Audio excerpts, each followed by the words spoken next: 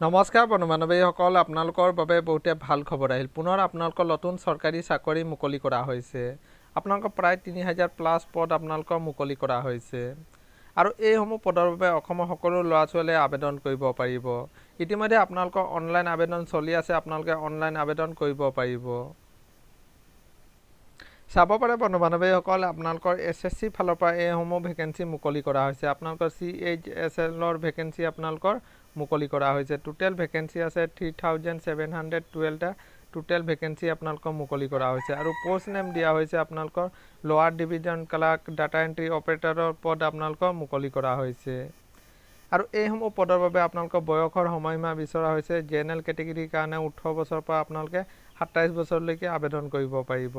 OBC হলে আপোনালোকে 18 বছৰৰ পৰা 30 বছৰলৈকে আৰু SC ST হলে 18 বছৰৰ পৰা আপোনালোকে 32 বছৰলৈকে আবেদন কৰিব পাৰিব আৰু কোৱালিফিকেশ্যন বিচাৰিছে আপোনালোকে চাব পাৰে। আপোনালোকে মাথো 12 পাছ কৰা হলে আপোনালোকে এইসমূহ পদৰ বাবে আবেদন কৰিব পাৰিব আৰু এপ্লিকেশ্যন ফিজ ৰখা হৈছে। আপোনালোকে জেনেৰেল OBC কেটেগৰীৰ কাৰণে আপোনালোকে 100 টকা এপ্লিকেশ্যন ফিজ দিব লাগিব।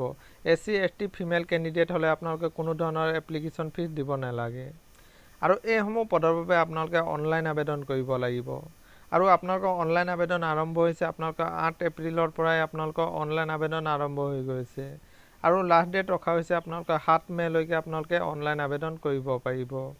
আপোনালোকে SSCৰ অফিচিয়েল ৱেবছাইটত গৈ আপোনালোকে অনলাইন আবেদন কৰিব পাৰিব। এইটোৱে আছিলে বন্ধু-বান্ধৱীসকল এটা সৰু সুৰা ইনফৰমেশ্যন। সদায় এইদৰে জব নটিফিকেশ্যন পাই থাকিবৰ কাৰণে আমাৰ চেনেলটো ছাবস্ক্ৰাইব কৰি দিব। ধন্যবাদ।